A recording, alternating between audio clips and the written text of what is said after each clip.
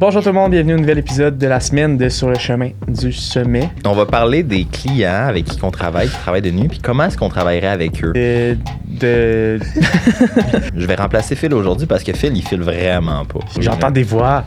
2 shots d'espresso le matin, on va dire en te réveillant, un grand café, une Red Bull, puis un autre café après. T'es comme... Marc, il est tellement drôle. C'est dans son... c'est dans son... On s'entend? C'est ça, je suis pas fou, là. Parfait. C'est bon. Maintenant, on commence. Merci. J'ai faim, je pourrais manger la table au complet de bouffe. Là. Je m'en crisse que t'as faim. Ça peut être quand même intéressant. Non, ça passe pas. Je suis vraiment désolé, mais ça vient avec la game. Ça, oui. Tout est plus rough. La motivation est plus rough. L'alimentation est plus rough. Utilise-la quand c'est utile, puis calisse-toi-en quand c'est inutile. Ouais. Merci à vous d'avoir écouté. Puis sinon, on se voit la semaine prochaine. Bonjour tout le monde, bienvenue à un nouvel épisode de la semaine de Sur le chemin du sommet avec Marc, Xav et moi-même. Ça va bien, les gars? Très bien. Comme tantôt, en fait.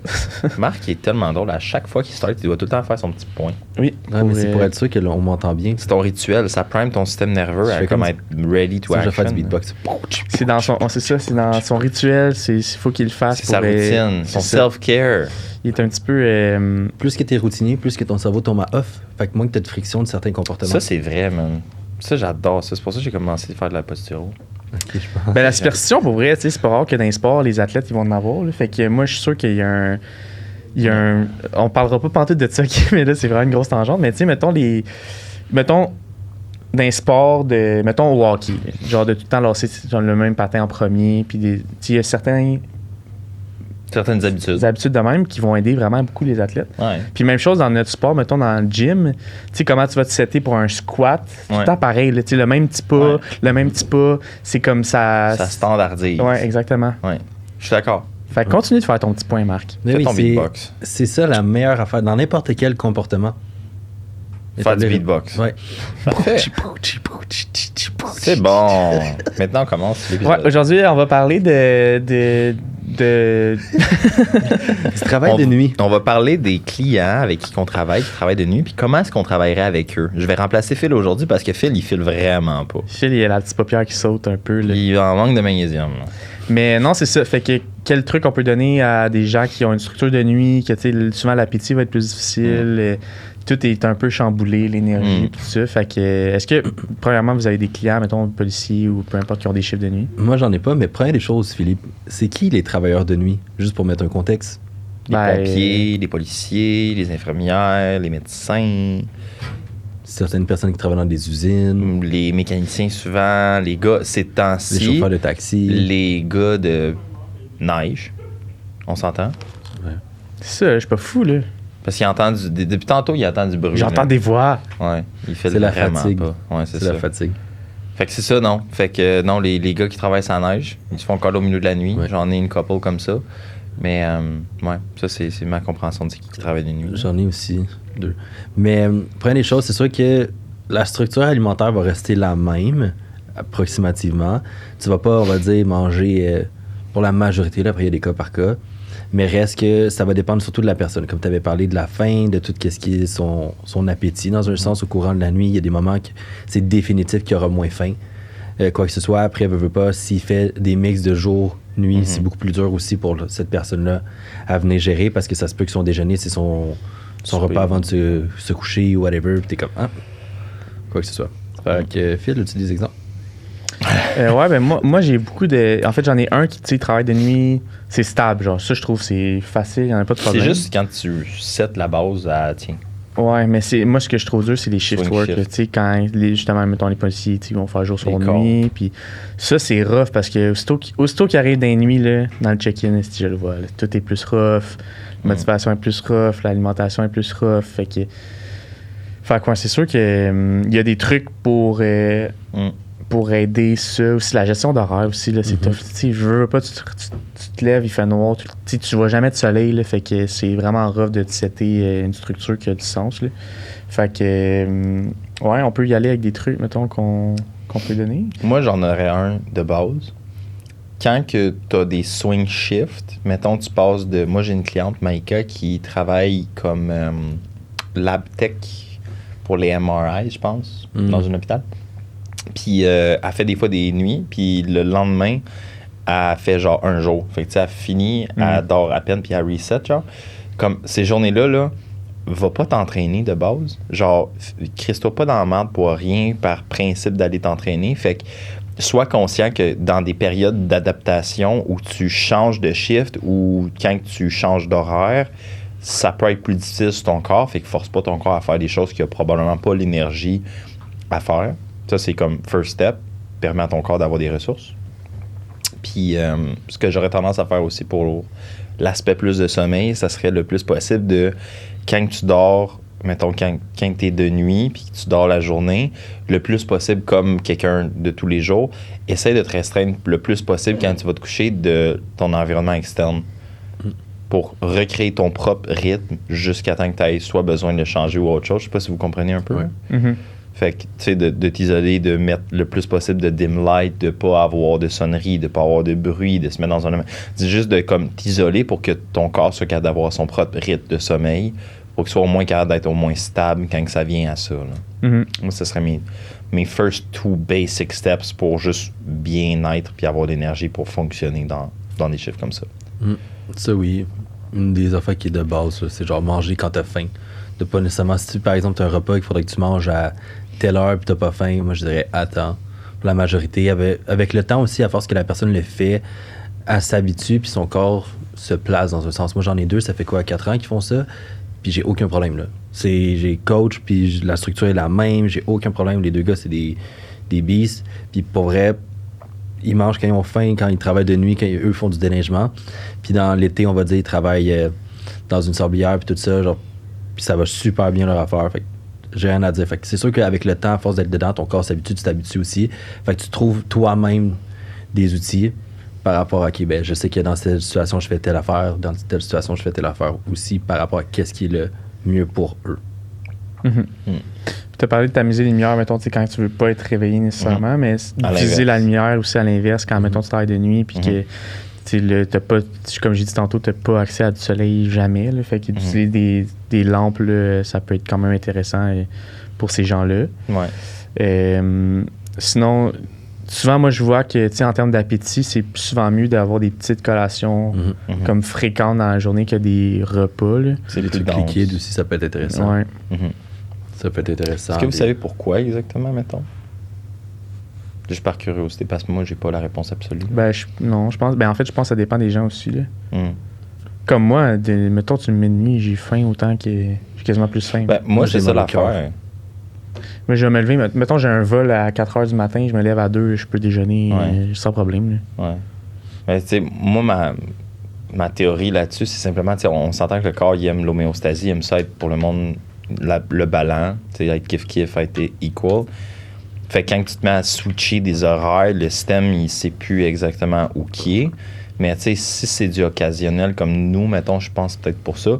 Si nous, c'est une fois, ben ça affecte pas. Mais si quelqu'un a constamment des rotations de shift, probablement que son système, il est juste, comme, moi, j'imagine une boussole qui tourne d'un bord, tourne de l'autre, tourne d'un bord, jamais tourne de capable l'autre. D'être calibré, tu sais. Fait que là-dedans, il faut que tu comprennes que tu vas être jamais optimal, malheureusement, à cause de ton mode de vie, mais comme...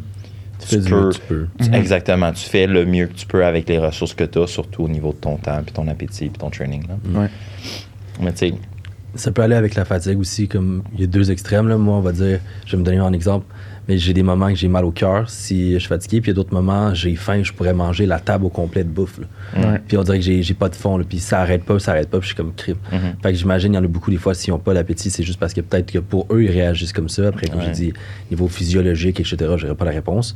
Mais probablement que quand c'est les plus petits, tu prends moins le temps de mastiquer, on va dire moins de volume au niveau de ton estomac, c'est plus facile, tu risques de marcher ou quoi que ce soit, ou veux pas, t'es assis dans ton char si t'es une police, fait que c'est sûr que si tu manges un gros repas, ben on s'entend-tu que ça va te claquer en crime, là. Si tu marches, c'est peut-être différent, mais Je vais donner moins de lipides aussi les journées quand ils sont de nuit. Ah ouais? Ouais. Je trouve qu'on dirait que niveau de digestion, ça passe mieux. Ils ont plus d'énergie aussi. Ouais. Ils ont vraiment plus d'énergie. C'est pas ça? Non? C'est Max, moi, dans le temps, qui m'avait donné ce truc-là, puis je l'ai appliqué, puis ça fonctionne bien, fait que j'ai j'ai toujours continué de... Moi, tu sais, pour la majorité de mes clients, tu sais, j'aime ça, starter, tu sais, ça dépend de l'objectif, là, mais quand ça vient à quelqu'un de même, on s'entend, le numéro 1, c'est pas prendre de la grosse masse sale. Fait que c'est plus genre, je veux bien manger puis je veux bien être dans ma vie. Fait que l'objectif, c'est que je suis jamais vraiment high quelque chose. Je suis bien balancé entre tous les groupes alimentaires. Là. Mais j'aurais pas tendance à dropper considérablement. Je n'irais pas à genre 5% de fat. Là. Je garderais à peut-être... normalement, je garde à 20%, mettons, d'unités caloriques. Ben, ce que je fais, c'est que je mets, mettons, les fats juste dans le premier meal de la journée. Ouais. Moi, puis le dernier, j'en mets...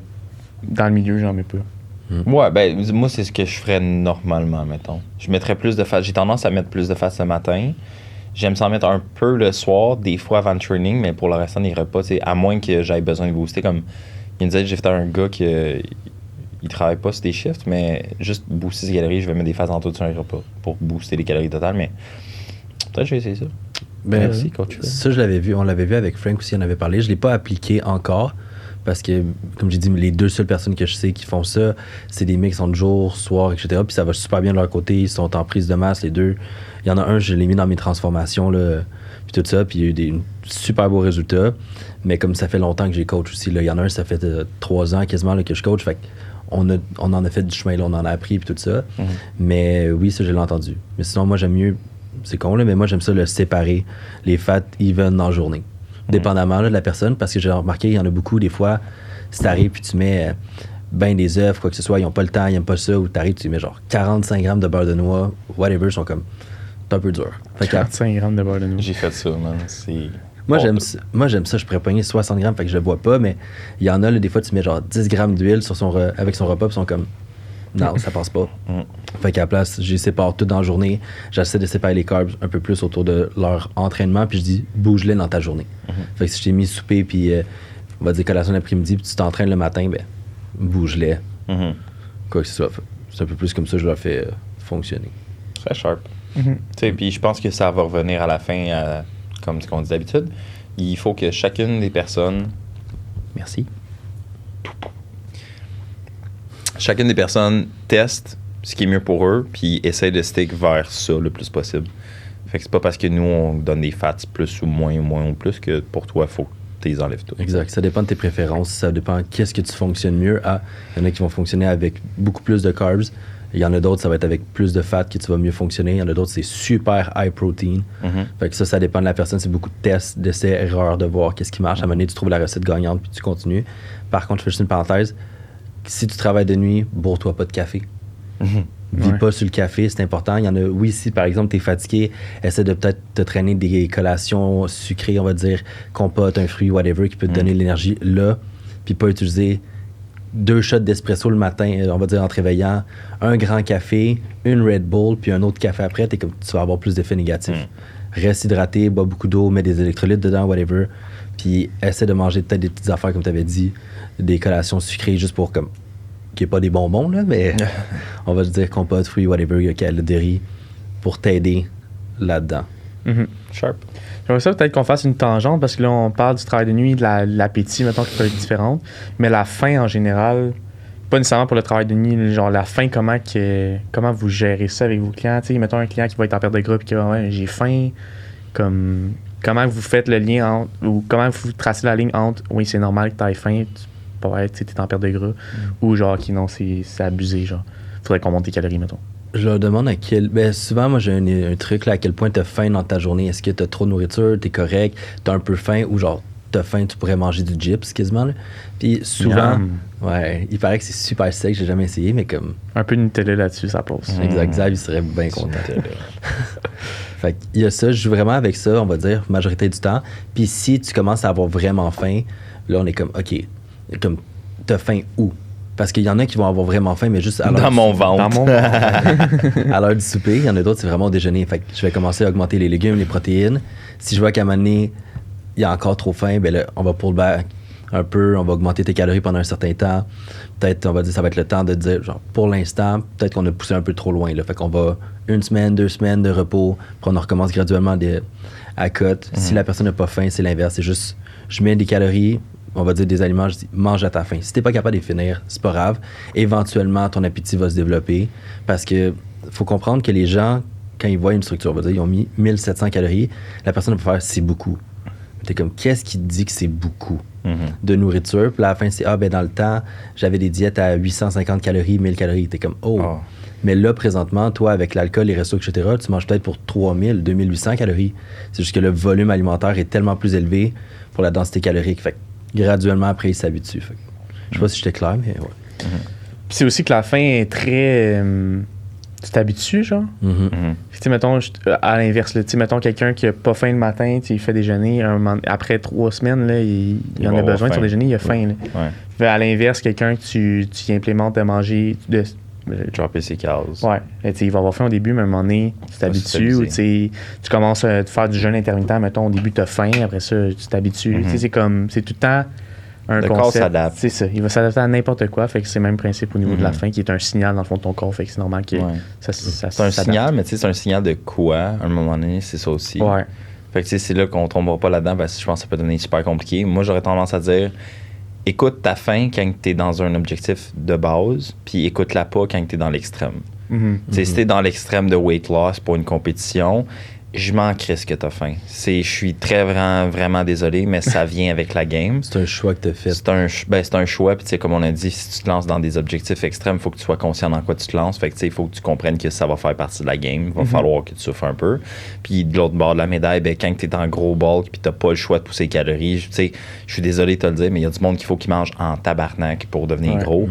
Je suis désolé que tu n'aies pas faim. On va faire le maximum qu'on peut pour trouver une manière de t'accommoder puis de rentrer tes calories, mais à un moment donné, il va falloir que tu n'aies pas faim puis tu continues à loader. Mais quand tu es au milieu puis ton objectif, c'est la perte de poids, la recomp, la prise de masse, whatever, tu as plus faim, m'a t'en donné, tu as moins faim. Pourquoi tu as moins faim? Si tu stresses, je vais utiliser ça un petit peu comme une boussole parce que ça te permet de naviguer un peu vers où tu t'enlignes puis comment le corps va par rapport à ce que tu lui donnes comme nourriture, comme dépenses caloriques que la personne a ou peu importe l'état dans lequel le corps est.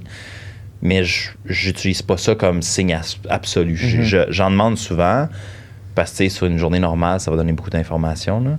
Mais globalement, j'ai plus faim. OK, cool. T'as plus faim, on va t'en donner plus. J'ai moins faim, OK, on va t'en donner moins si c'est pour les bonnes raisons. Fait que, puis écoute ta faim aussi en fonction du contexte. Tu as faim, mais tu fais quoi? C'est parce que tu t'emmerdes, tu écoutes la télé, puis là, tu as faim. T'as faim ou tu es en plein meeting, tu as le cerveau stimulé, puis là, tu as faim. Ouais, il y a une pas pareil. différence. Pas pareil. Genre, live, j'ai faim parce que j'ai pas déjeuné ce matin.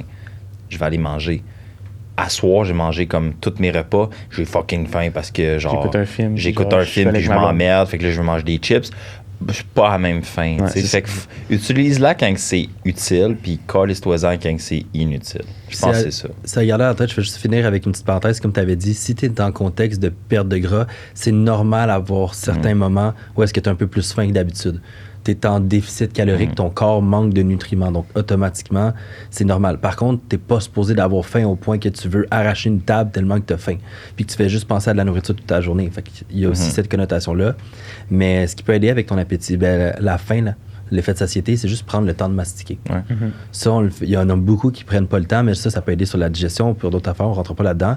Mais juste prends le temps puis sois mindful de ton repas, de qu'est-ce que tu manges. Sois pas distrait quand tu manges. Si tu arrives et tu pognes, tu commences à engloutir ton repas en 5 minutes, mais que tu es en déficit calorique, quoi que ce soit, c'est sûr que tu vas avoir plus faim que quelqu'un qui prend le même repas, qui prend le temps de mastiquer une bouchée, mets ton fourchette, mastique, ça devient un bolus, tu l'avales, tu repognes ta fourchette, même affaire. Automatiquement, oui, ça va te prendre peut-être 20-25 minutes, mais à la fin, tu vas être beaucoup plus satisfait de ton repas, ça va te rassasier beaucoup plus longtemps, puis tu vas même avoir une meilleure digestion.